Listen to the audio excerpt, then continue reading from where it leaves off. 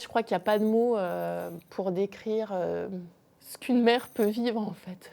De se coucher le soir, de se demander comment s'est passée, la soirée de ses enfants, comment sont passés les devoirs, parce qu'ils étaient souvent frappés aussi pendant les temps de devoirs. Je suis Noëlla Violo, 48 ans, je suis nantaise et je suis une brodeuse de liens.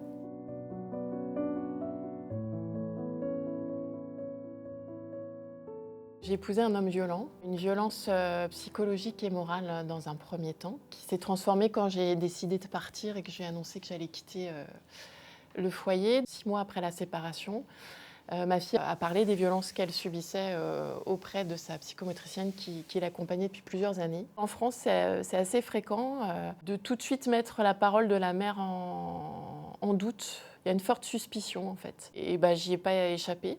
Donc mon ex-mari parlait de syndrome d'aliénation sur nos enfants. Il a fallu un dernier signalement par là aussi des instituteurs de mes enfants qui remonte à 2023.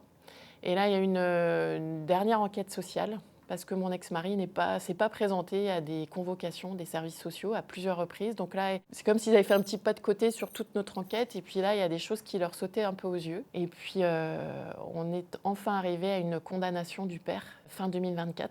Donc le père est condamné en première instance à 12 mois de prison avec sursis, un sursis probatoire puisqu'il est sommé de se faire aider.